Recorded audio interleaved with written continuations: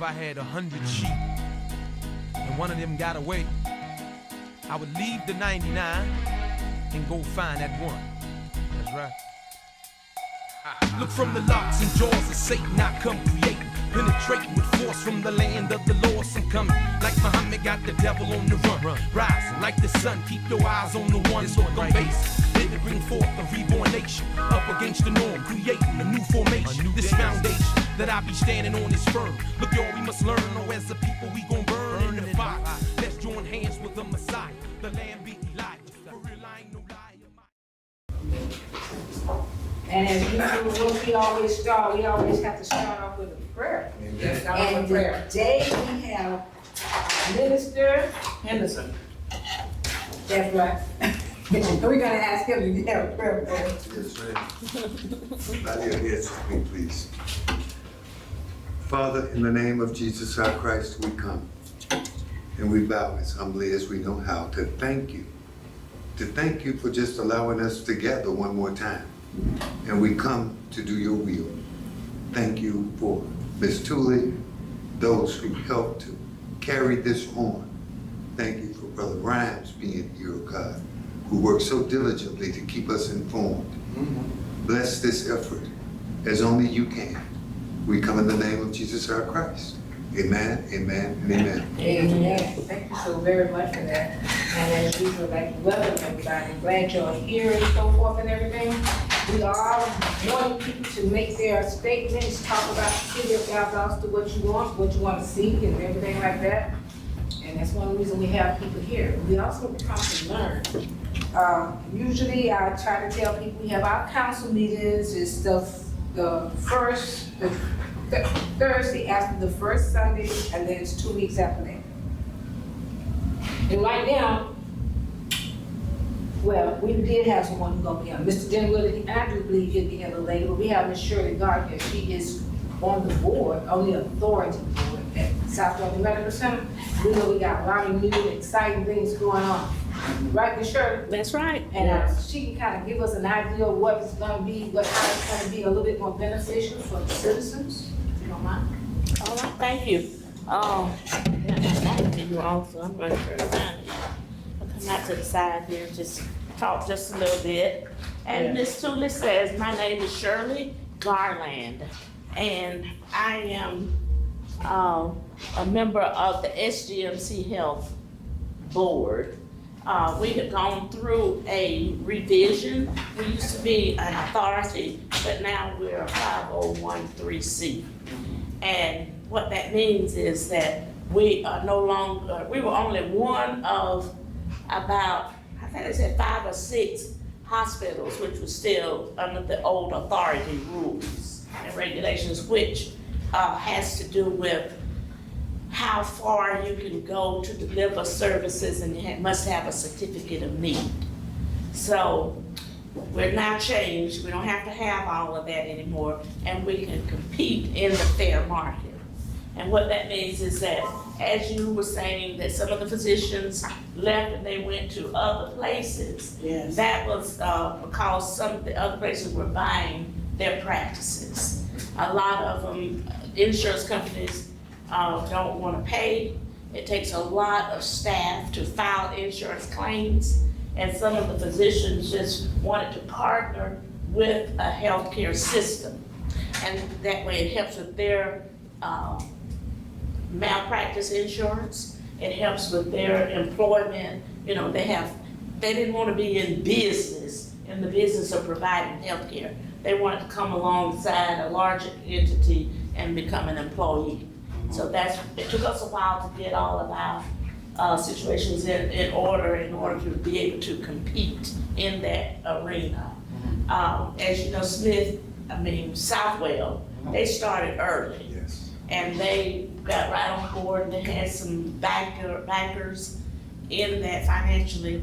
And in addition to that, private equities are looking at the market here, because we are in a very potentially lucrative spot as close as we are to I-75, and the traffic we have going to Florida.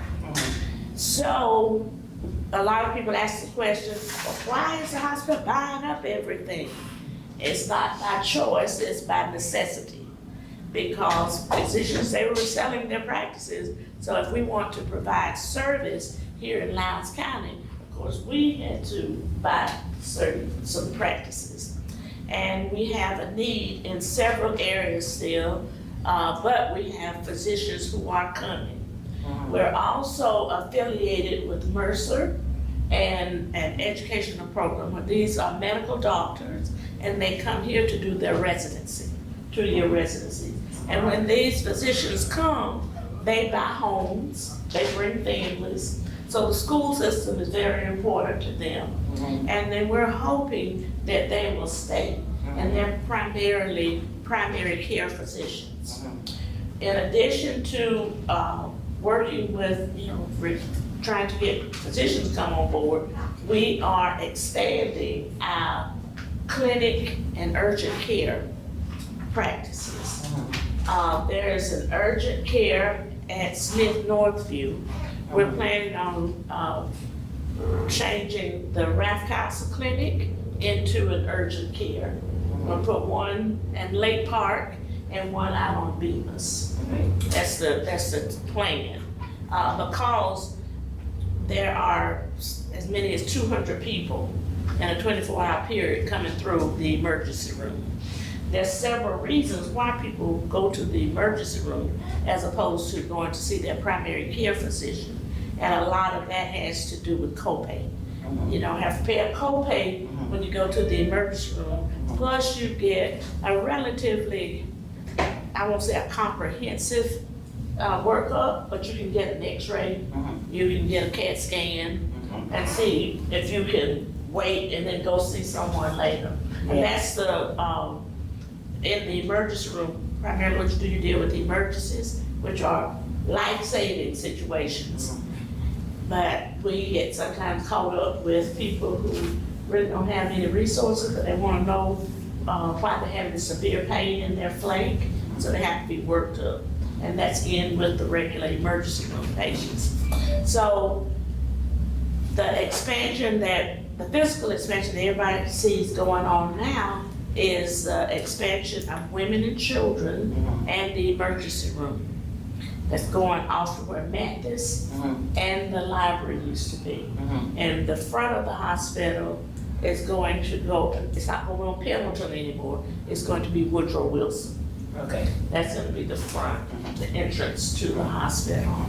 A lot of different things are going on. We started the Mercer affiliation as a clinical site, but now our designation has changed, and I think we are an affiliate campus, which means that there are going to be other students coming to do their practical work at South Georgia Medical Center main campus.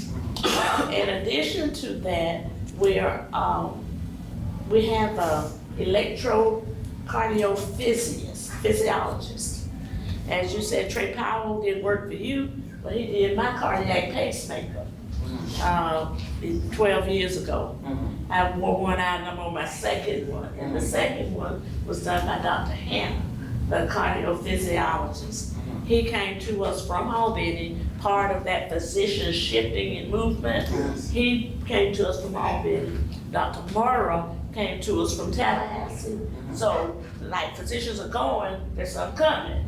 So they're just trying to find their way and get settled. And Dr. Murrah brings a lot of business into Valdosta with that specialty that he's providing here.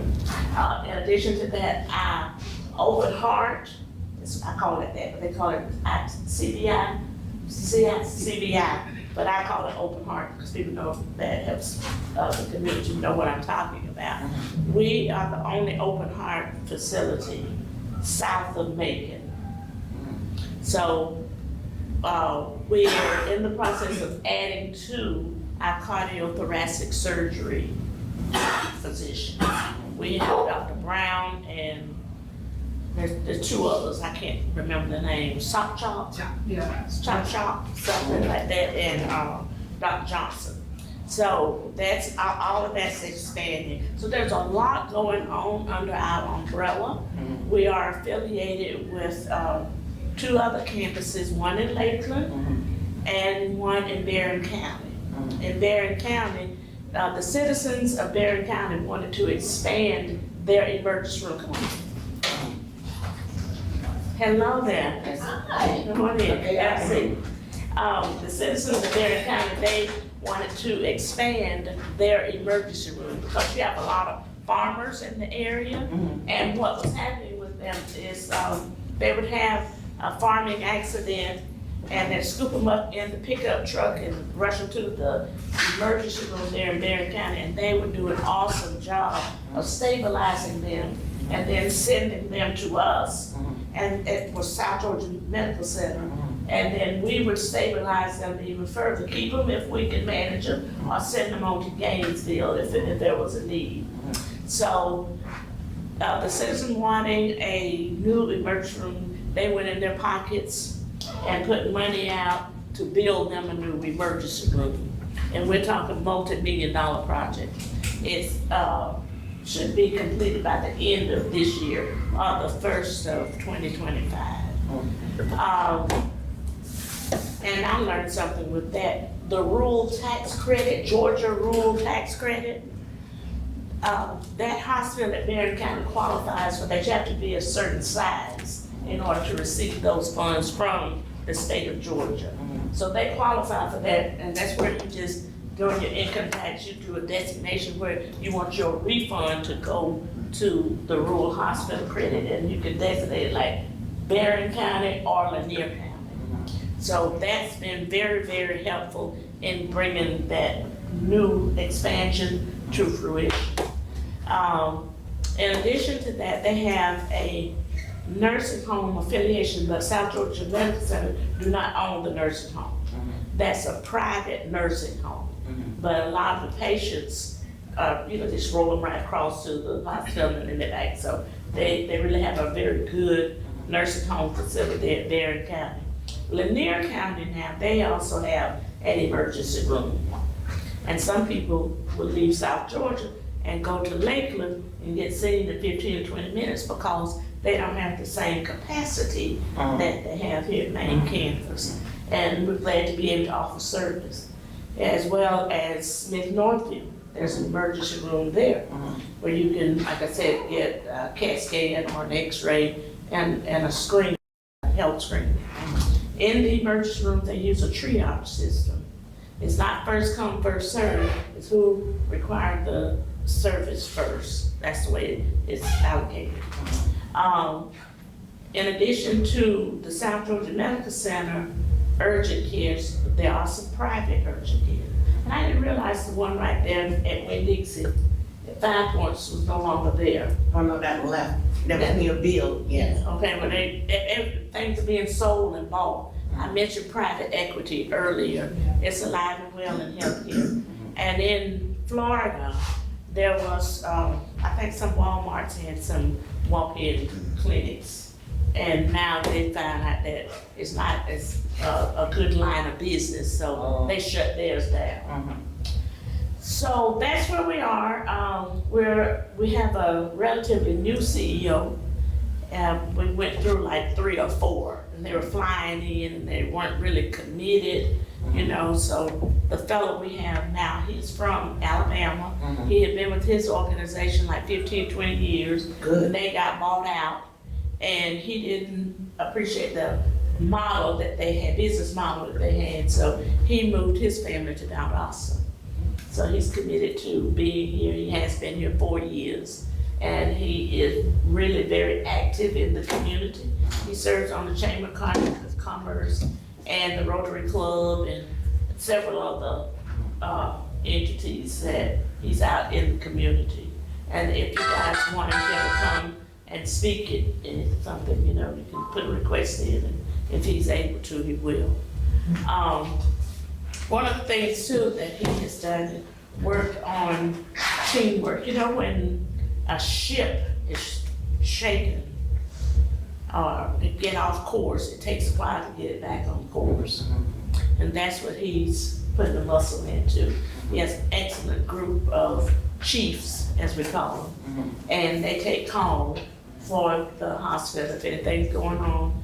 and you wanna speak to a chief, you can call the switchboard, and they'll get one on the phone for you, and follow up with your concerns, complaint, or help you answer some of your questions. Now, do you guys have any questions? Let me ask that, I'll just stop there. Well, I do. Okay, I heard you say about the affiliation that South Georgia have with Mercer.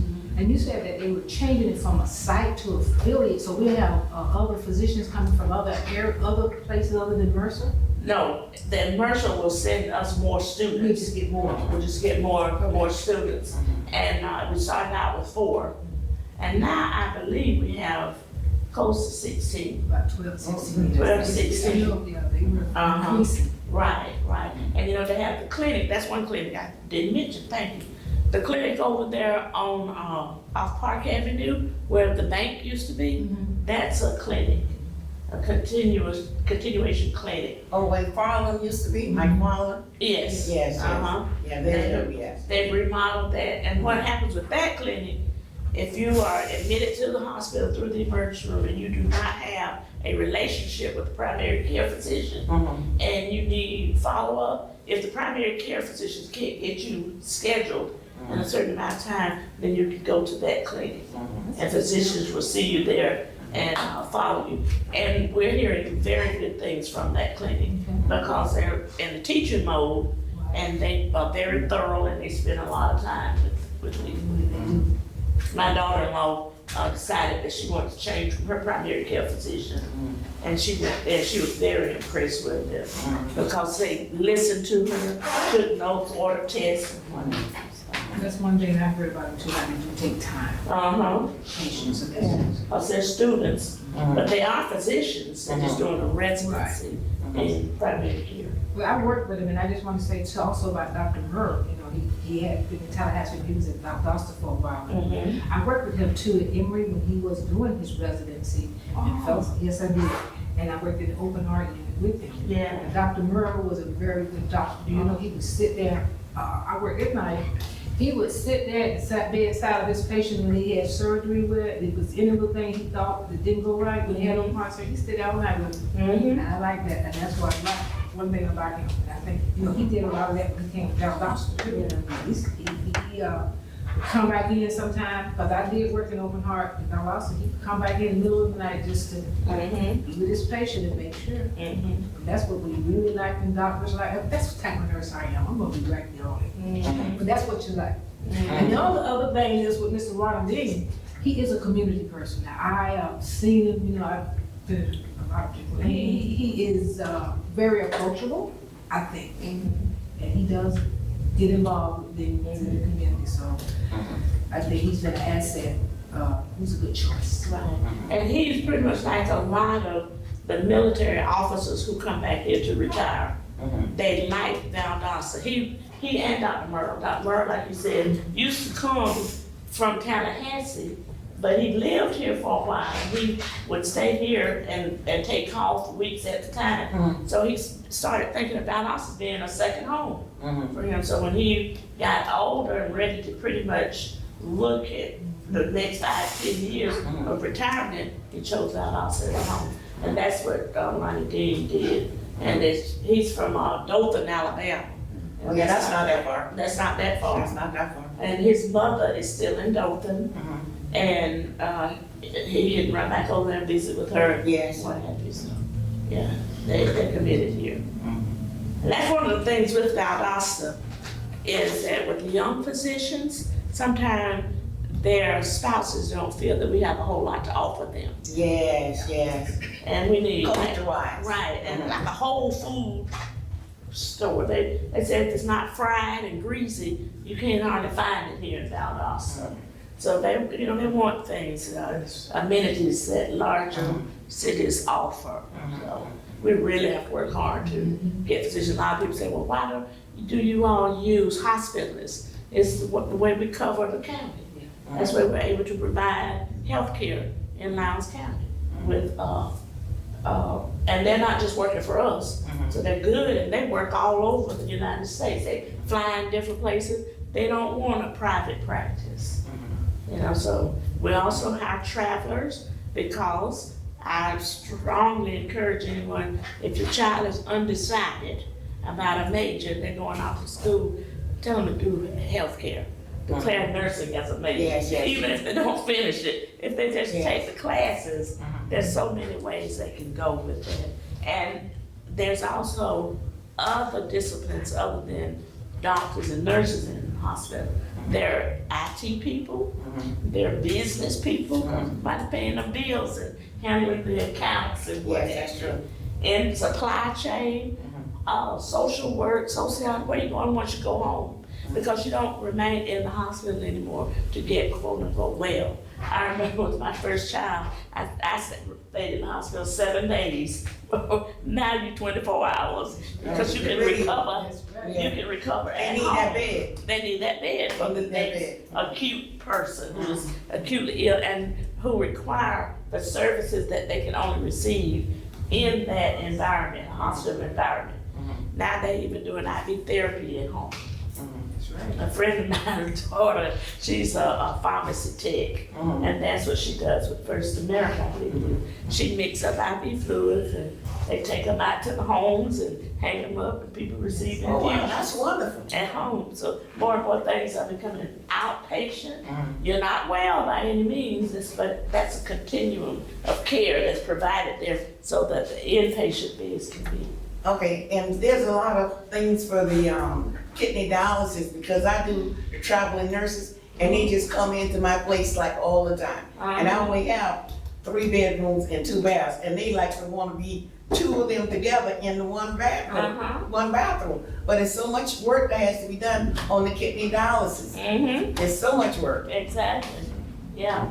And a lot of them are going to peritoneal dialysis now, where they do it themselves, the patients do the dialysis themselves. At home. At Yes. home, Yes, and go to but that's bed. kind of dangerous. Well, they can be, it's really, the people who do it, they really like it because they are the only ones who's cleaning their port, Oh. making the connection, they're responsible, they don't introduce any bacteria to them themselves, they get up in the morning, drop the bag, let it drain, and then they off about their business. And they don't have to go and sit up on a dialysis machine with the blood going back and forth. And there are pros and cons to all of it, but you're absolutely right that infection is a major concern. Yes. Yes. Any other questions? Anything, Ms. Tooley, you think you'd like me to cover? That you did good. I Okay. learned something different, a little bit something else today. Right. And growth is the It's got to word, have growth. Got to have It it. is. Thank you so much. Ms. Oh, Carter. yes, ma'am, anytime. Thank you for the invite. Yes, ma'am. And now we have Mr. Eric Vinwood. Okay, good. First of all, let me just say for everybody that I do apologize for running late. I was in Durban doing some more stuff. I'm always messing around somewhere with the voting, whatever. Oh, wonderful. And so when I got called, and about to come out, I told Ms. Tooley I was on the way. And when you told me that, I was like 2 miles on the other side of the lake. And I made it here. Good. I made it here.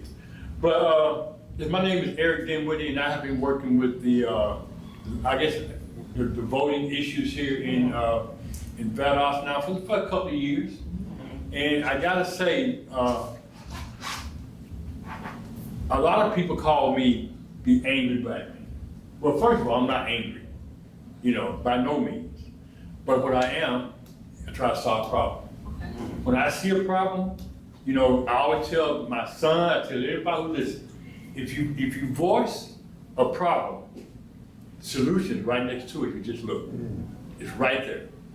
And so, and what brought this on, I got invited to come and talk, and what brought this on by my new initiative is, I noticed that every year we talk about the same exact thing, voter security.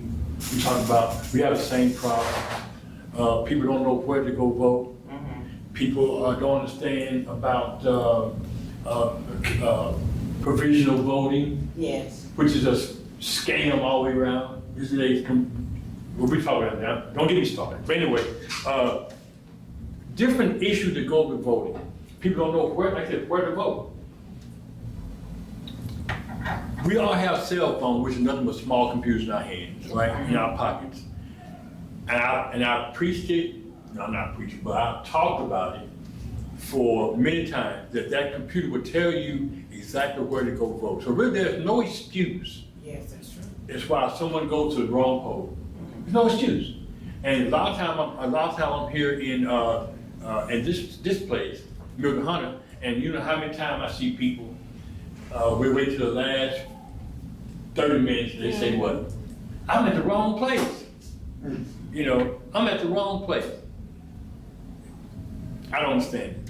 But, once again, if you see a problem, the solution is right next to it. So what's the problem? Why isn't people getting information? Why aren't people knowing, why aren't adults knowing where your voting place is?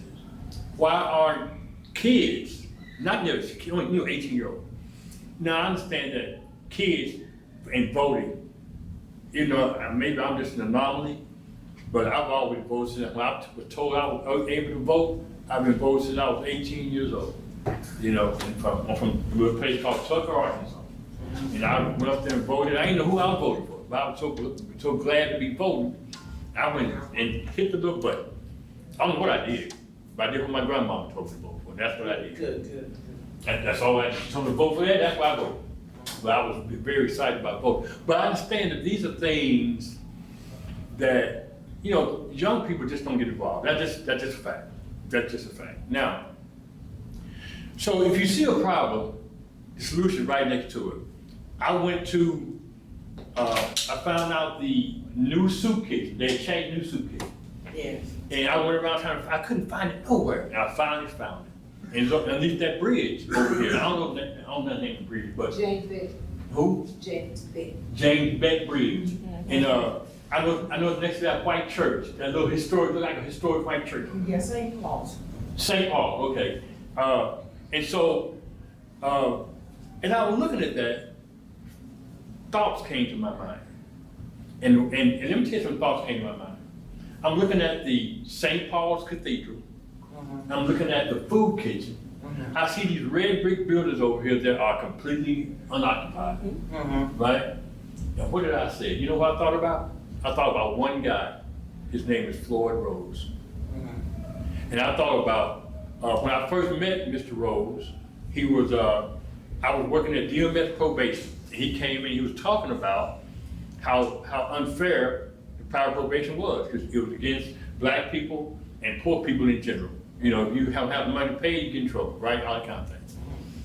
And so somehow I'm in this place, and he came across my mind.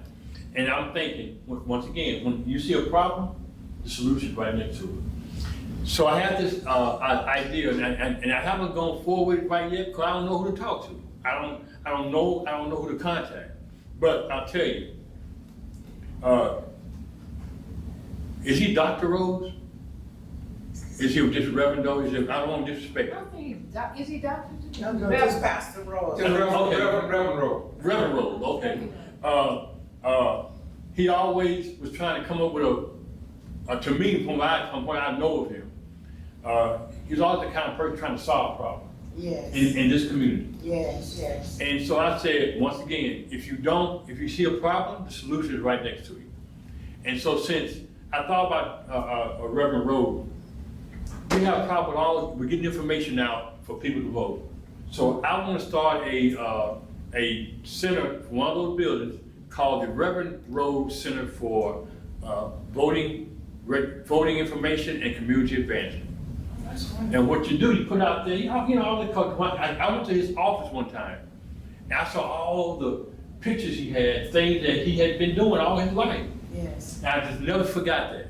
And in that place, under his name, we would talk about things like voting information to make sure that everybody knows where they got to go vote from. We would talk about voting education, let people know make them aware of the things that are not being totally honest about, so that we won't fall for all this stuff. They got the same problems in Douglas too. They got the same problems in too. They got the same problems in in Fulton. They got the same problem, you know? And so, but what I see is I see a whole bunch of misinformation or no information. All we do is talk about the same thing every voting cycle, and nothing happens. That's what I see. I work, I'm there every time. You know, I think today is full, but today I was in Douglas for a while. So I didn't really get involved with this time. Last time I was in Lake Park, so I didn't really get involved with last time here. I'm only one person. So, you know, but we're doing all these problems. You know, we getting people to go vote. I mean, did y'all know that in Lowndes County, there in Valdosta, first of all, Valdosta is a city that's 58% black. Mm-hmm. It is 58% black. Can't get people out to vote, but there's a problem. But the solution's right next to it. Because I'm going to say that they're not just being uninvolved; they just don't know. So the solution is to make sure we teach and find a place where they can teach. We always complaining about how disingenuous the poll place is, Board of Elections, how they don't give all the information out. Well, you know what? It is about time that we stop pointing our fingers to what they are not doing and start looking at what we are not doing. And I think that Florida Road Center would be just a place. We will have it. And, you know, not on this side of the bridge, but on that side of the bridge, right next to the food, yeah, right next to that soup kitchen. Yeah, I'm a little fragile today because I've just been riding off. But anyway, that's the soup kitchen. And that's a place where people congregate because they gotta eat. But why not, is that a good place to give out information to? Yes. And have a place where you can have computers in there, you can go and, you know, tell people about voting, and have a place that's always open. Yes. Always open that you can get the information out. That's what I'm working on right now. And I want to do the same thing in Douglas. There's another guy who I met in Douglas named Johnny Rowe. Anybody know him? Johnny Rowe, he died now, but Johnny Rowe, he was like a Floyd Rose of Douglas. I met him while doing probation in Douglas, you know. So I met them all. I met him anyway. I met those two. I'm quite sure there's some more people and all around, but I don't know who they are. So I'm here to, if I can, help me with this dream, help me with, to make this come to fruition. Y'all, anybody have any questions for me? Did I overlook anything? Once again, I do apologize for coming in a little bit late, but I'm here. I think that's a good idea about the Floyd Road Center. And I'm just wondering, I know they do some things over at the soup kitchen building. It's called the Cola Building. It's Okay. Quality of Life. Okay. Association. So that they do that, and I know they have been doing some things with computers. Okay. And I know they have a few rooms. And I don't know if it's an idea to get one of those rooms dedicated to his name. That's fine too. Branch out, because there are, like you say, empty buildings right across the street, middle of the road, and that would be right in his culture. That's right with Rebel Road. Right? Yeah, he would love that. Where he it would fit in for him, but he would love that. And I think that would be great, because a lot of the people who go over there, they do know of Rebel Road. Yes. So, you know, we would flock to our own, and I think, listening to what you said, I like the idea of we need to do it ourselves. Do it ourselves. Going and saying, get the voters registered, voters election office to try to do it, whatever. We are people who know what our people need, and I'm all for that. I don't know, that's your project to try to take on to do something like that too. Well, it's not my project. It's anybody who want to help project. It's a community project. It could be, and that's a good idea. It's just maybe to start to talk with the people at the Cold Building. Okay. Because I can assure you, Rebel Rose would have been one of them. I'm gonna stand right there in front of him and dare anybody to push it down, because that's just kind of how he was with that. So just as a symbolism, that building would be good to start off. But yeah, I guess. You tell me who I need to talk to, I promise you I'll talk to them. Now, I did go a couple times to volunteer, and I worked, I think, a couple days. They haven't called me back, but now ripping and running too. Right. So, I think I'm gonna go ahead and just get over here and just make myself known. And, you know, some people call me shy. You think I'm shy a little bit? No, I'm talking about that. I haven't seen that.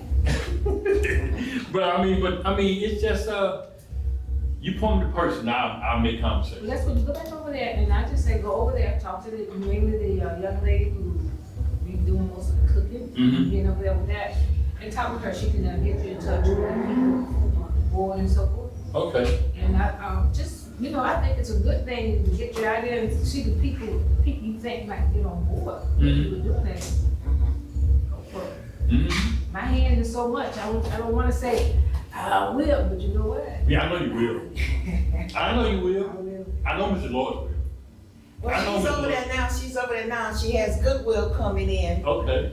What's the name, Pastor Darren Neal's wife is there from Goodwill, and they're giving jobs there and giving free bicycles once the people get the jobs. And she Okay. also has the legacy coming in there at one time. Now what's that? And they have the veterans, Oh, okay. yeah. And, let's see now, she has I'm just Goodwill. saying, what I'm just saying is that would be a good start for this. Yeah. Talk about it and, you know, present the idea to see if we, you know, that's That's a just start. my, like you Yes. said, when you were saying there's a problem and a solution. Solution I'm right gonna next to it. Yeah. Right next to it. But a Yes. lot of times we overlook that. We overlook that. Because we get so wrapped up into the problem that we get blinded to the solution. You know, get just blinded, and we get so emotionally involved in what we see that we don't realize that that solution is simply standing right in front of you, waiting for you to say, hey, you don't see me standing in front of you? Yes, Solution right there. You know, with everything. That's what I think. yes, that's true. Yeah. That's what I call grassroots, you reach the people who need to be reached Mm-hmm. in that area, because a lot of those people, I do know some of them, they got this thought in their mind, we need to change it. My vote does not count. It ain't gonna matter, they're gonna do what they want. We gotta get that away, get that Mhm. away from it, I keep saying, don't think that, and don't worry about what the people over on the other side are doing. Mm-hmm. What do you need to do to That's get what right. you want? That's right. That's what I'm trying to tell them, and that's how we go about it. Don't worry Right. about somebody else. That's right. And what's that saying? If not me, who? Yeah. You know, that's, you know, I think so much, we've always, you know, see a problem and just point it out and get all angry and get all, you know, upset about it. But it's just do the opposite, what the problem is, you solve it. And don't try to compete with. Don't try to compete with those any, other people. Yeah. Just, you know what it is? Go at it yourself. right, I ain't got to compete and see what she want. I know how to do this. I'm gonna go at it myself. right, right. That's just something, the way I look at it. I can't do what they do. I'm not them. So Mhm. that's a good idea. That's why I keep saying that's a good thing to do. All right, well, what I wanna do also now, and who would I talk to? And I don't even know how to contact, Reverend Rose or nothing. I really wish I knew how to contact him. But then I don't know about, last time I saw him, I thought he was sick or what, I thought he was sick or Yeah, something. it's sick. So I don't wanna bother him, but do they have like a daughter or something? I can get The you daughter somebody lives who in can talk to Texas, who can in text Tallahassee. Huh? The daughter lives in Toledo, Ohio. Oh, okay. I think I saw her one time at J.B. Rice's thing, Yes. and she walked in, well, somebody walked, I don't know who they were, and, I had been thinking about that back then. Okay, we'll get you in touch. Okay, all right. Any more questions for me? And once again, I do apologize for coming here late. I try to be punctual. I am a military guy, so I do believe in being on time. Yes. But I made it. When you called me, I was about 2 miles on the other side of the lake. And all I drive is 2001 Chevy Silverado. And that bad boy would, I love it. It ain't got no AC. But that engine, boy, it'll make it. Drive fast to get that I area. had, well, you about watch out for the cop on the dirt Yeah, that's road. true. I mean, on the country road. Yeah, that's Yeah, right. you know, so, Yes. anyway, Thank you. that's all I have. Thank you Thank very you. much. Thank you. And we're glad to have you. Now, listen, since we do, I'm gonna say, since we have Dr. Henderson, Miss Reverend Henderson here, I got to have you just talk about a few things, even if you don't Okay. talk about nothing but Project 2025. Yeah, Project 2025. You know about that, right? What's that now? Project 2025. Hmm. I mean, that's. What is See, that? that's what I'm saying, that's how we gonna get, we're talking and we learning something different every time you get somewhere. Okay, You gonna find out. okay. I don't know a whole lot about it, but I heard it, and all I know is, believe.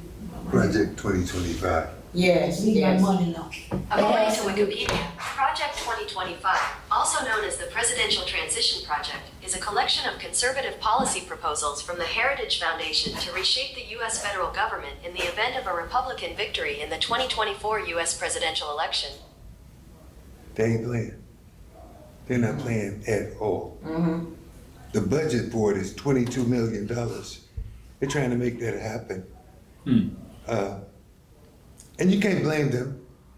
Nobody likes to lose. Right. The research that I deal with is, as you said, it's not about the problem. We know what the problems are. It's about getting into the solutions. It says the actions of liberal politicians in Washington have created a desperate need and a unique opportunity for conservatives to start undoing the damage that the left has wrought and build a better country for all Americans in 2025. That's their manifesto. Right. That's their preamble to their new constitution. And it involves massive cuts. It involves massive layoffs, massive job losses at the federal level, doing away with the Department of Education, doing away with programs like Social Security. That's going to impact more people that look like us than other people. They're downsizing from the top all the way down. And if former President Trump wins, I believe, it might not be true, but it's true to me because of what I believe, that we will see the semblance of dictatorship all around us. Because he's coming after everything that he's angry with, number one. He's going to keep his promises, not to the masses of people that just lift him up and lift him up and lift him up. I live on Woodridge Circle in Valdosta, Georgia. He doesn't know me and I don't know him. He don't really care about me. But those people that keep pushing him out front, his friends, his partners in this, they're gonna make 2025 happen. That's why I said to this young lady, Yeah, Proud Boys. for the most part, it's done deal. Why? How can you say that? Because the House of Representatives is majority what? Republican. They're not going anywhere. Even down to the state legislature in our state, it's majority what? Republican. They're gonna back Project 2025 because that's backing Trump. Well, what do? We have to engage. I'm all for people getting off the couch, going to vote. I'm all for new programs and initiatives. Bible says you have not because you ask not. Sometimes you don't know because you didn't ask. Sometimes there is more bliss in not knowing. Because once you know, you become responsible. You have to be responsible when you know. Voting precincts are in the newspaper, they're on the television, they're on the radio. We watch everything else.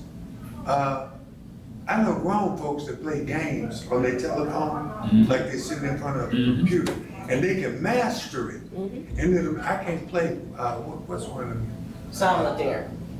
I ain't never been able to play solitaire. No, the one with the fruit in it. Candy Crush? Candy Crush. Oh, Candy Crush. Makes no sense to me. Yes. So I don't play games on my phone. I don't watch television on my phone. But I know adults that do that. So there is no, I know people that's got iPhones that don't even know how to use them, but they got an iPhone. You're right.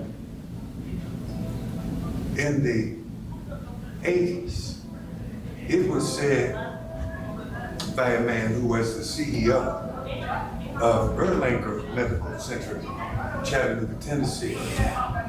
He said this on the radio, live call-in show. He said, black people use computers to play games. white people use computers to do business. Okay. If you understand the mindset, then you understand the game. Once you understand the game, you know the nature of the beast. Because the beast comes with the game, right? That's right. Okay. So we are chartered to have a strong manager and weak mayoral form of government. Is that not right, George? Who runs the city? Manager, city manager, If you don't, I beg your pardon? the city manager You think? is supposed to. Oh, I like that. Supposed to. It does not appear to be so where we live. There's been a shift of even the perceived power. What do we do? As I talk to CEOs, business people, people who head nonprofits and non-governmental organizations, and ask them what they're going to do, especially when it comes to the south side of town and development. Because if you've been here for longer than a year, you've heard all the lies. Okay? They said you're asking the wrong question of the wrong people. It's not about what we're going to do, what are you going to do? Thank you for your presentation on the hospital. A multi-million headed toward $1 billion operation. 3,100 employees. A mega economic engine in this city and county. What is SGMC Health willing to do in partnering with people that look like us? I can salute you all day long. Hey, sister, you did the do. When you got up here, you did the do. And I thank God for you, because I didn't know you until this evening, and I'm so glad I'm here. But what I would like to engage you about, and one of my neighbors, Mr. Allen, is what are you willing to do to partner with the Black community? See, we're a captive audience. Some of us can go to Shane's. Some of us can even go to the Mayo. I know people that do that rather than go to SGMC Health. But for the most part, we cannot. So we are a captive market that's profitable. I don't know how profitable. Well, See, that's what I'm looking I mean, at, even private if- equity. Even if only in terms of numbers. So you gotta have numbers to get the business. To get the business at the federal level that comes down to the state level that filters to the local level. You gotta have numbers. We're 58%. Exactly. We included somewhere in the number. And don't get me wrong, when I got sick, that's where I went. Wasn't no Give me doubt. an example of partnering. What do you mean by? I don't know, I would have to look at your policies and procedures, Okay. your business model, to know what's available. I never try to talk to people off the top of my head, because what I think does not matter. How I feel about it does not matter, because if it's not on paper, it does not exist. Is there a mandate based on your business model that you have to engage other segments of the community? I know, and SGMC Health does a lot of wonderful things. I do news for 4 radio stations. I talk about SGMC Health all the time. But then there's a small part that I think is missing, and that's the partnership, the socio-economic, political, cultural, and faith-based part of the mandate that's missing when it comes to the Black community.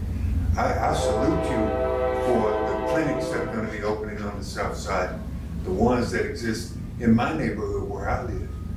But then there's even more to be done. And we can do it if we just engage, if we just come together like this, if we just sit down and talk, we can work something out. And I'm so proud of you being a member of the board. I didn't know that. Yes. And I'd like to invite everyone to the board meeting. It's open to the public. on the third Wednesday of each month at 7:30, 8 o'clock, Each Wednesday at what time?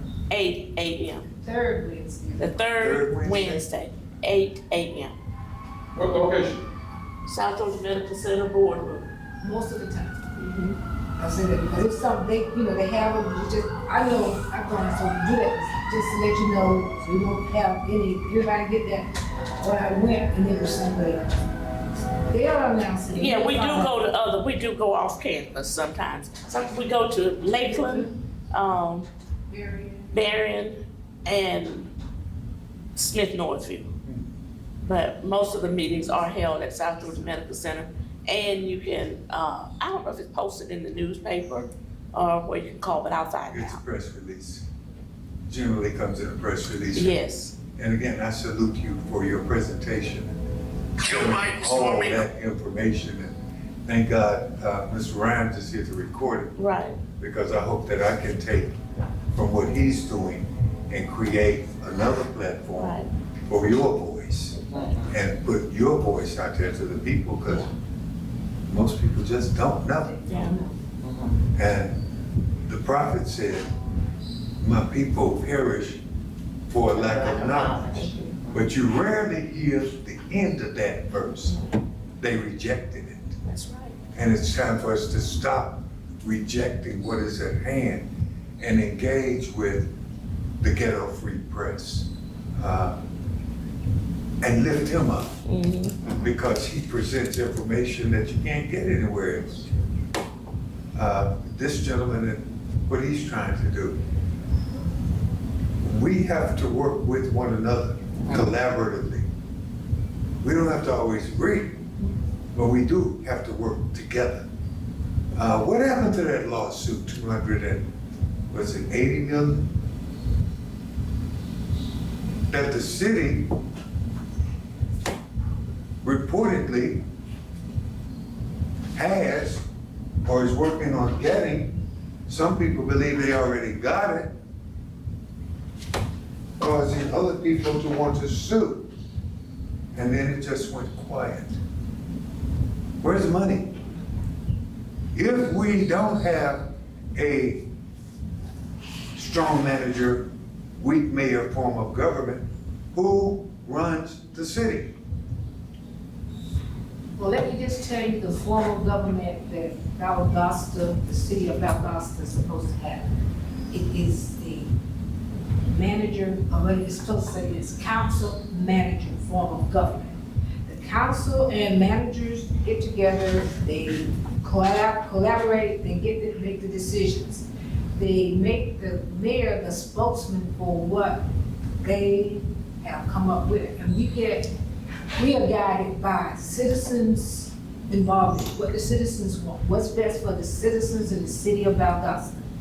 And that is the form of government that Valdosta Charter says we are to go at. And you know, the tragedy of it is, say that last part again. We are supposed to go by, No, just before that. but the charter But the people, would know. When I was saying that we are supposed to be led by or doing things in order of what people, the citizens of Valdosta want and what's best for the city of Valdosta. and how often do you hear from the 58%, which represents the majority of the people, about what they want?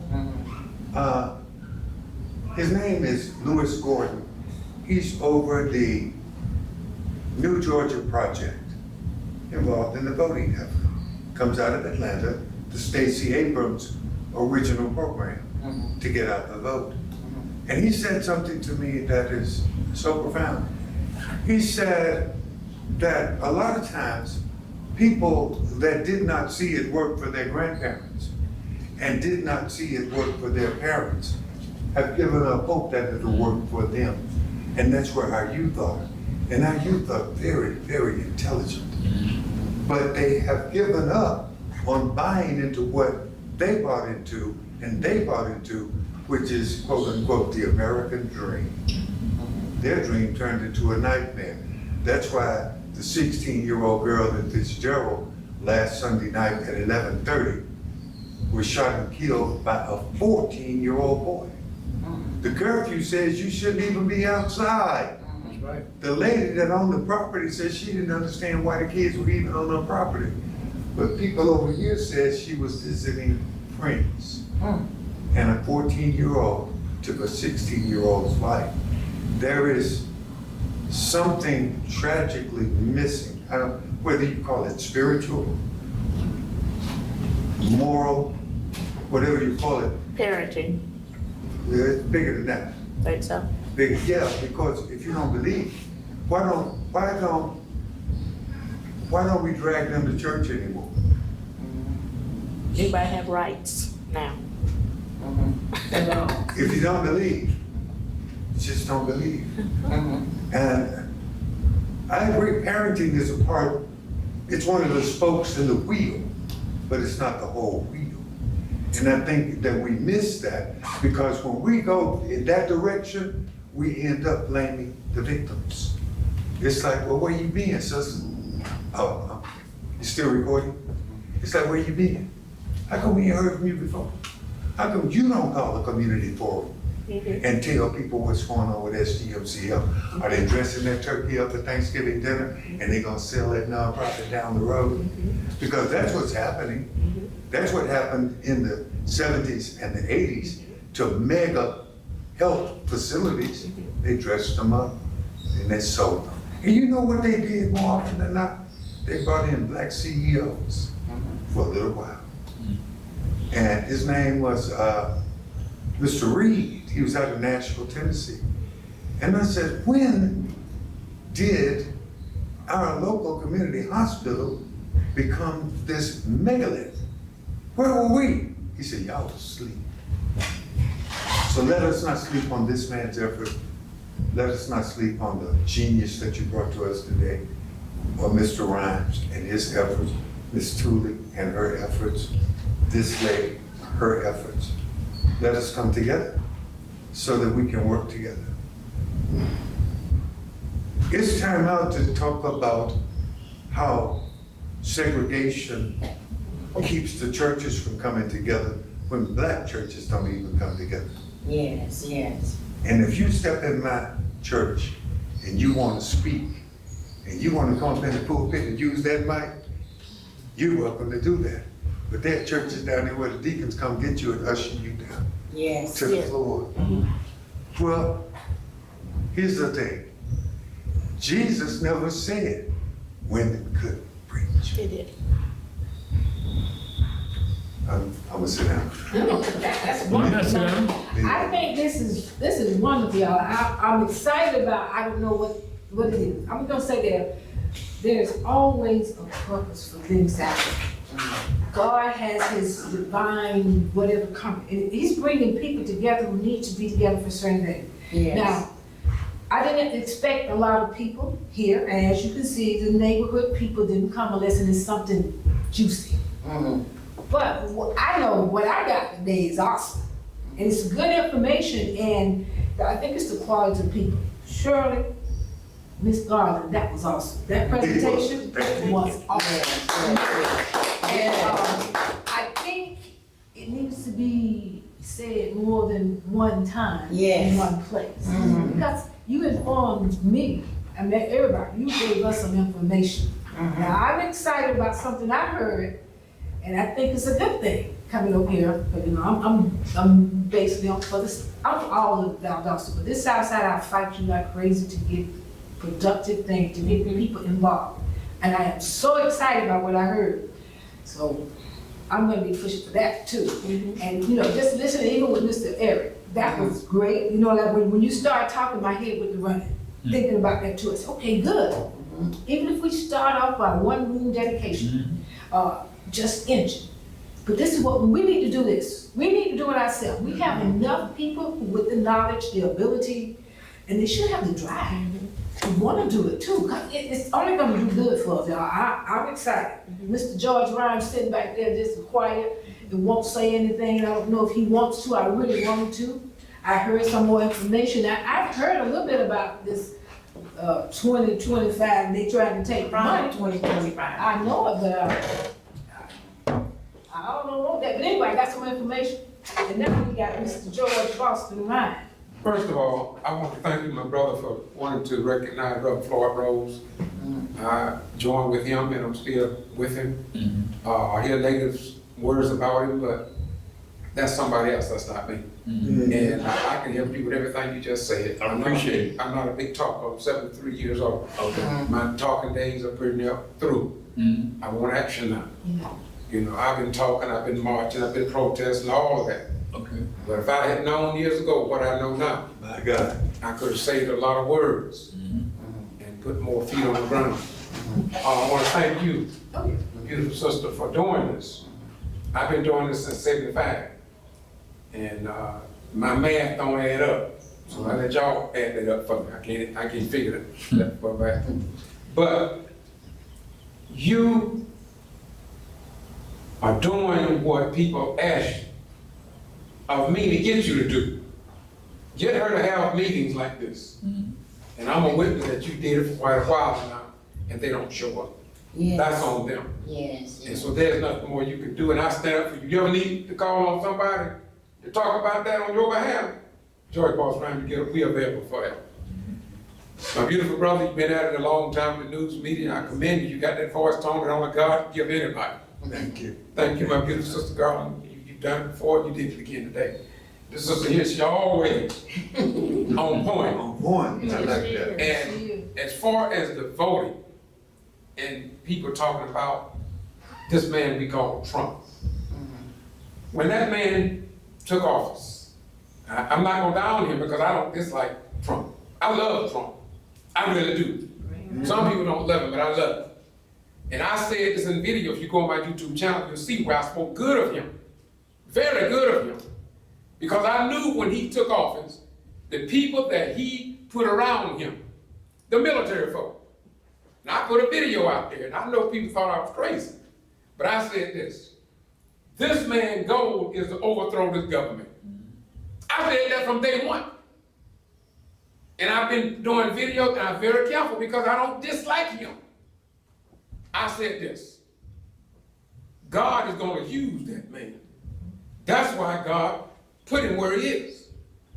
God wanna show people that Matthew 24:35 is right. All right now. Heaven and earth will pass away, but my word gonna stand forever.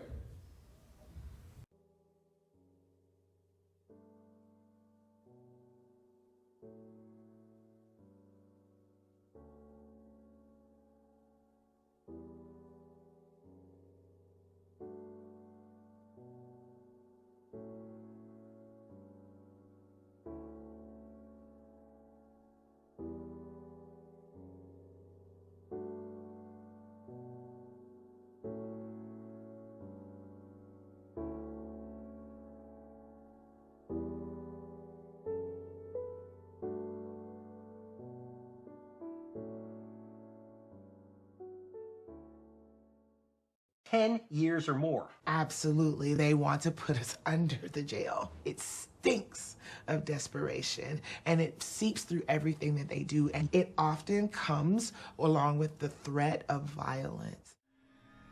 We are talking about a Secretary of State that went after college students. They raided a voter registration office and tried to send all of these college kids to jail. And came against them with criminal actions, right?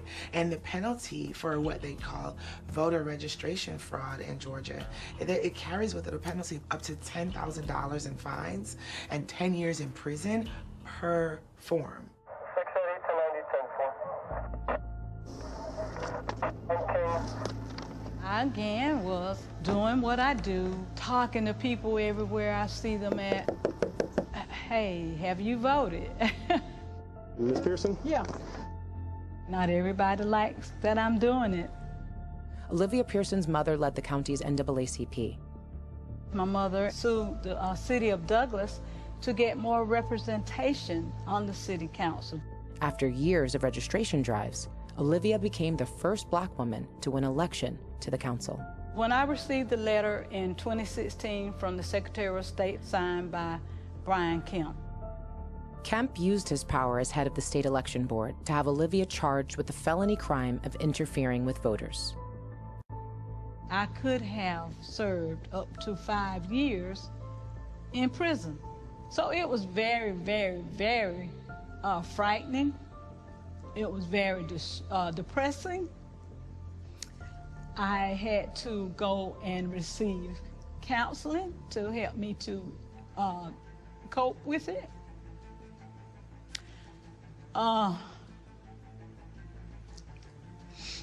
It was horrendous.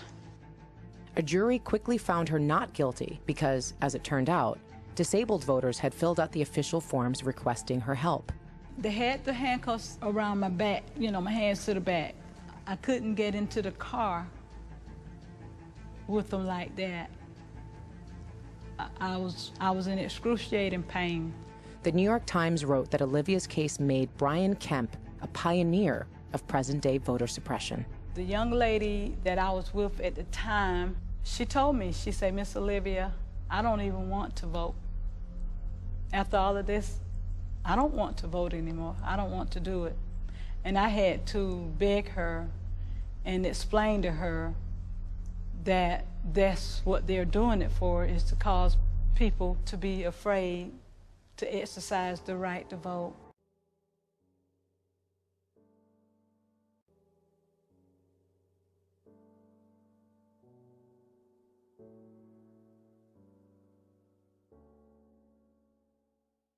From his very first year as Georgia's voting chief, Brian Kemp literally ordered armed seizures. He sent the Georgia Bureau of Investigation, Georgia's own version of the FBI, to Quitman, Georgia, to arrest 10 newly elected members of the school board. The first black members on the board, arresting teachers, including 2 PhDs. Kemp accused them of stuffing tampered ballots into mailboxes. That same old accusation as in 2000 Mules. Kemp had them paraded in handcuffs and orange suits like they were terrorists at Guantanamo. Local journalist George Boston Rhines has closely tracked the case.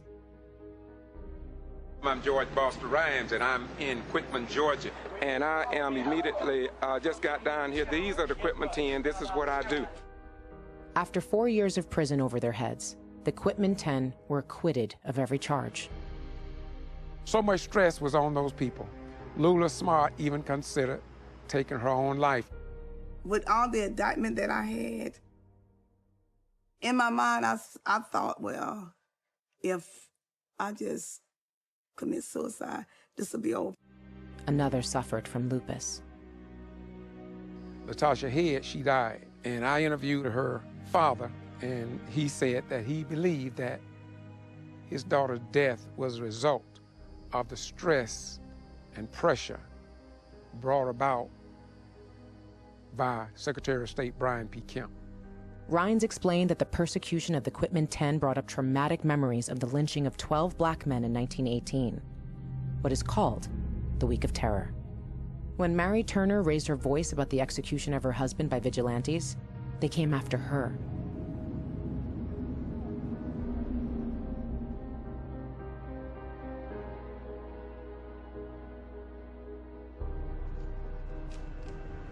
Oh, wow. Where are we? Can you tell me what we're about to do? This is the old Brooks County Jail. This is where all of the equipment, and this is where all of the men that were arrested during that Week of Terror in May of 18 would have been housed in this jail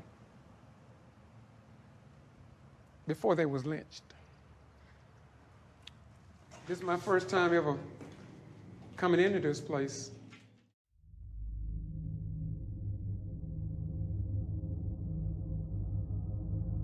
I've heard some horror stories about this place. In May of 1918, Mary Turner was lynched. They took her, she was 9 months pregnant, turned her upside down, riddled her body with bullets. A white mob member took a hog knife, ripped over her abdomen, and out fell an 8-month-old fetus. And when that fetus fell to the ground, the white mob member took the heel of his boot and crushed that baby's head. Even today, the memory of Mary Turner is a political battlefield. The plaque commemorating her was shot up so often, it had to be removed.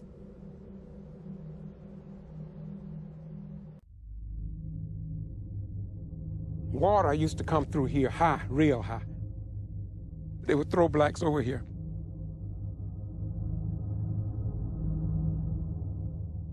I do believe that the spirits is crying out for justice from the grave. I said, when I grow up, I would like to come here and try to dig up those bones of those black folk and give them a proper burial. But spirits drowned will rise. Georgia is a haunted house, and Governor Kemp has gone to war with its ghosts. The ghosts of Georgia's history, the ghosts of his own family's history. Until Georgia, until America hears these spirits, neither they nor we will be set free.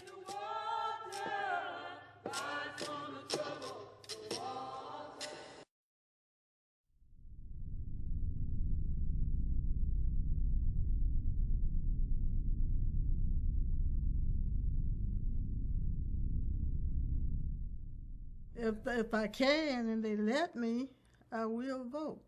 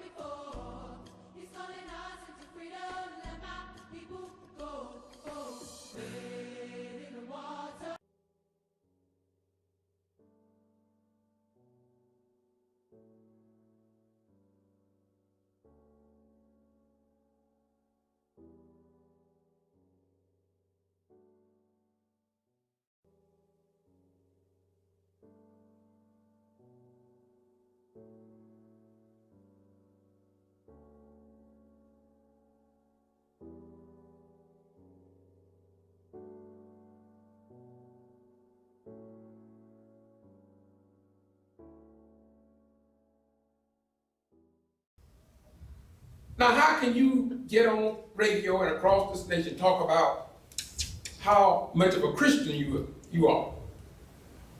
I just asked a question. I'm not down with the brother. He breathes the same way I breathe. But you don't trick me. Because I've been blessed with something just like you was blessed whether you hear it or not. How can you be a follower of the God that I know and my grandmama taught me about? Mine is love, mine is joy, mine is temperance, mine is long suffering, and the rest of those attributes that fall from the good tree. And here we go sit under the corrupt tree where envy, strife, murder, adultery, falling and beating you over your head. And you can't tell who that is that gives the nutrients to that tree. I ain't that big a fool even when I even know God. So I'm only hit on that brother to let you know that this thing didn't start with Donald Trump.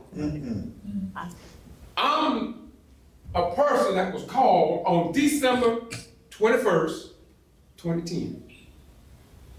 If you all haven't heard of the equipment 10+2, Oh, yeah.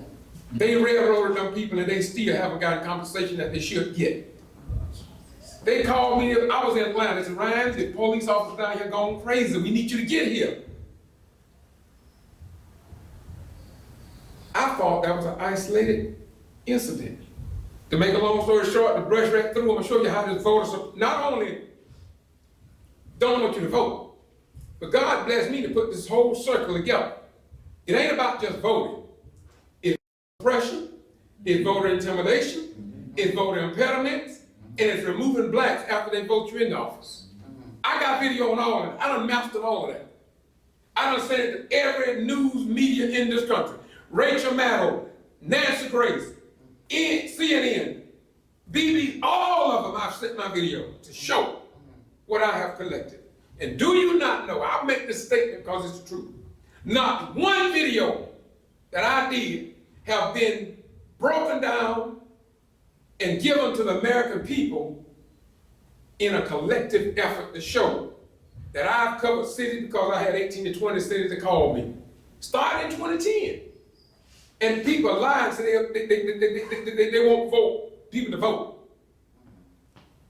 When I left Quitman, just to show you something, I was called to Madison, Florida 9. They did the same thing to them.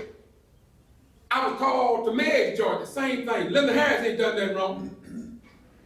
$13 on a credit card, they say. Got her out of office. Then Rufus Davis in Camilla, Georgia. I was called from there to Dawson, Georgia, where they shot Christopher Wright 6 times, left me in Mama's yard for dead. All of this. How we can get another few more. Clayton County. He was running for state office. Now, I have connected the dots from Madison, Florida, up through all these places on the west side of I-75. But then I got another call from Warrenton, Georgia, with Mayor George Ivey. They put him in a box. Couldn't even walk out to meetings with him, treated him like a dog. Same way they did Mays and all the other places I've been to. So I got all this in my head. But I'm asking a question.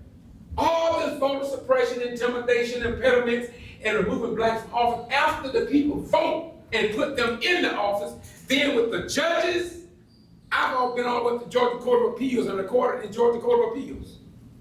I know what I'm talking about. Nobody will connect the dots. That's what I'm talking about. Do you hear what I say? Nobody has connected dots about what black folks have gone through. Some of the, I can give you names of people who have died. Who are 10 plus who, you don't know about Tasha Head. She died. I interviewed her dad and say she died from the stress. In Gordon, Georgia, wait a minute, I was called to Gordon too. Mary Ann Whipple, whose husband died, fell in City Hall from the stress that his wife endured from the white folk and black folk. Okay? So Ryan, what are you talking about? I wish I could get somebody to just get some of this information and connect the dots to see most of the black women too, y'all, how much pain they've been through. Some of them that lost their jobs. This woman's brothers was arrested. But see, y'all don't know nothing about that. The news media don't report it. And I'm gonna get ready to close it. I just want y'all to show this thing is bigger than Donald Trump. This started way back with Nathan Deal and before. Yeah. You see what I'm saying? So let me skip right along. From Warrenton to Telfair County, from Telfair County to Sparta and Hancock County, they took all the blacks off of the board of election there, and then from there, Willacoochee, Georgia, from there, Davisboro, Georgia, from Davisboro, Georgia to Douglas, Georgia, with Olivia Kohler Pearson. God knows they tried to destroy her. I've been in 3 documentaries about voter suppression with, it's a movie called Vigilante, and Greg Pallas, and Michael Sheen. All this has been done. Average person don't know nothing about it. Nothing. But won't nobody connect the dots. CNN won't do it. I wish somebody would call me and say, you lying on CNN. All I do is roll away. I sent this stuff to them. I said, do you all really care about voter suppression? So when I see this about Trump and everything they're doing, it's much bigger than that. And it started before Trump. See, they know what the Bible says. I'll go back to the Bible. And what does it say? No disrespect to nobody, but the bottom rail will come to the top. They know this. They know that Psalm 68:31 says that princes shall come out of Egypt, and Ethiopia shall soon stretch forth the hand unto God. We're living in the fulfillment of divine prophecy. And ain't nothing black folk can do about it. There ain't nothing white folk gonna do about it. You can work, but God is in control. And can't nobody stop this. They wanna stop it. And I close, as I talk about, y'all may not get this, but I'm really talking about voter suppression, voter intimidation. But I want you all to know that. Let me get Willacoochee, not Willacoochee, what's right down here, Homerville. I cover Homerville, they call me Homerville too. This stuff has taken me to New Orleans, doing what I'm doing. But I can't get nobody to connect the dots and talk about all the pain that they have put these people through. And I say again, some of them lost their job, some of them went to prison. I've kept a lot of, they'll tell you this. If you call Mary Ann Whipperloo, the mayor of Guard, she'll tell you. She will tell you this is on video. If I'm lying, Channel 13 and all the TV stations up in Macon, they know me because I turned my camera on and they did. And they know it. And I got the facts to back it up. So they got a lot of buried names for me. But guess what I do? I keep on reading. St. John 8:32. And you shall know the truth, and the truth shall set you free. And without truth, there can be no freedom, y'all. And the book say they gonna call a lie the truth and the truth a lie. It's gonna get worse. It's gonna get so bad until we gonna see and understand very clearly, but we couldn't understand this 10 years ago. But we should be able to see now how people are gonna get a mindset to follow the Antichrist. Even my friends following that same spirit of the Antichrist by following somebody that give the appearance that they related to the Antichrist. And they follow him all the way. They don't care nothing about what's right. They only care what that individual says. And that's the only truth that they can consume in their head. So, the only reason I got up is because voting rights, voter suppression, voter intimidation, as I told Stacey Abrams, y'all talk about voting intimidation, voter suppression, and all this, but y'all will not talk about removing blacks from office after they're elected. Ain't nobody talking about that. And it's major. You don't even hear nobody talking about that. See, the voters can run up there and cast their ballots, whoever they want in the office. And them same cliques and those who are they'll remove them, bring them up on bogus charges. That's where I come in. I got the videotape. I can prove what I'm saying. And if CNN would call me, and I'm recording, I'm gonna send this to them too. If they will call me, I will give them the video, the names, and the phone numbers of people who want to talk about the hell Nathan Deal, Secretary of State, and Governor Deal did to them. And won't nobody publicize their truth. And y'all wonder why they dislike me? I love them because they're doing exactly what God told me to do. And what is that? Fight against the ones who try to carry the truth. Because in the end, truth, right, and justice is gonna win. Okay, how you put it. So I just want to thank you. Oh, my beautiful sister, Councilwoman. I'm gonna end on you because I started on you. Okay. When you see the people who talk about you and the work that the council is not doing, just remember when Jesus rode into Jerusalem on the back of an ass, he rode alone.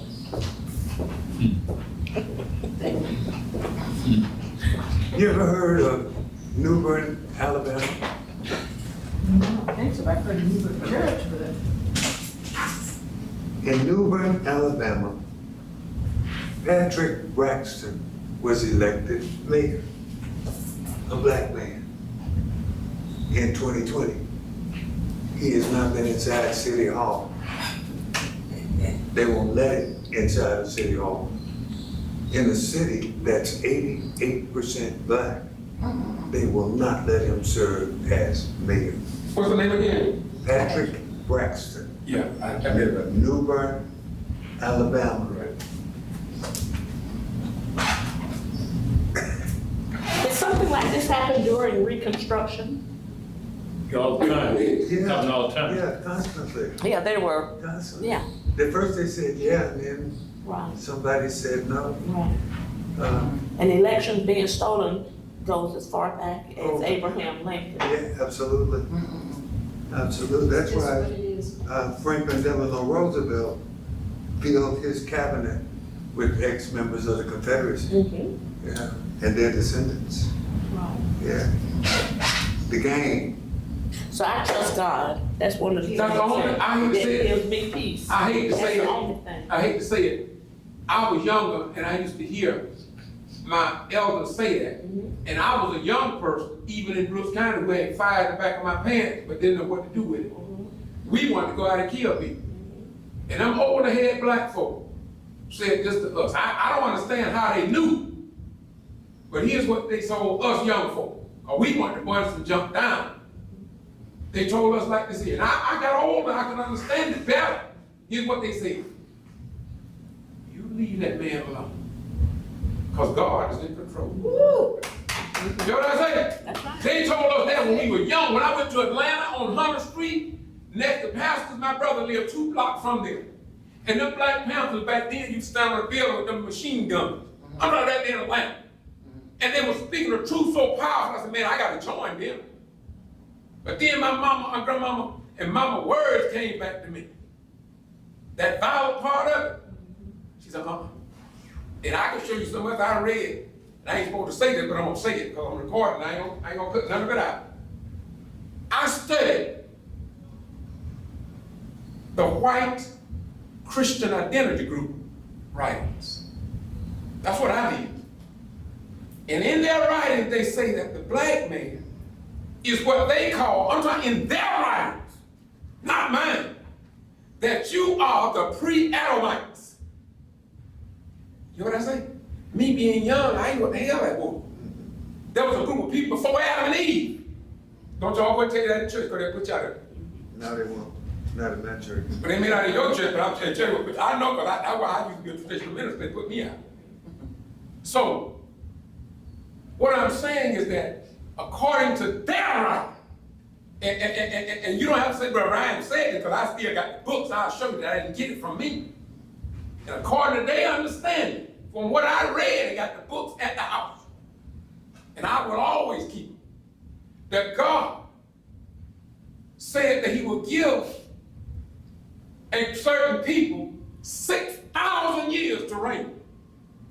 And after those 6,000 years, then the original people coming back into power. And to my calculation, and we who study, that yields up to the year 2000. So we're really overdue now. You know what I say? And when you look at Facebook, you'll see now white folk coming out and what are they saying? Y'all, do y'all hear them? Jesus is black. Jesus is black. Even Russia, what did he say? They unveiled the pictures in Russia to show that Jesus was a black man. And I'm through. Brother, you ain't got to let me sit down so you can talk. I gotta go to work. Oh, yeah, okay. But anyway, I'm through, y'all. I need to go that long for some time. I just want to say thank you. I'm through. And not enough people, especially our young people, hear that. So, you know, there is a black Madonna in Europe for a reason. Yep. For a reason. Yes, sir. But if you don't investigate, you never know. But now Putin, the Vatican, Yes, sir. I gotta go. That's that bottom rail, y'all. He said Jesus was black man. Yes, sir. Y'all be blessed. Y'all excuse me, because normally I don't talk like that. What? Yes. No, I don't normally talk like, not like that. Yes, No, you not like that. There's some things about that, and y'all probably wouldn't have talked to me no more. Well, I am going to say thank you to everybody. We don't usually stay this long, but Right. no, But it was worth it. it's worth it. Yes. And we have had sessions where we needed this. Yes. And I always, you in the place where God wants you to be, for whatever reason, I took some notes. So for me, I'm gonna go back, follow up, that's what he said. Yes. And I wanna say thank you all again. I will be inviting you all again. I want the people to hear this. Yes. Mr. Ryan's got it on his video. He will put it up there. I see him a lot of times. He puts everything. Go watch it. And that's good.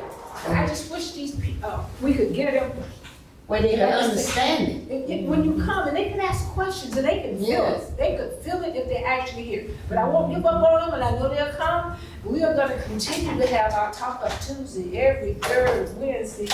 Every third Tuesday of the month.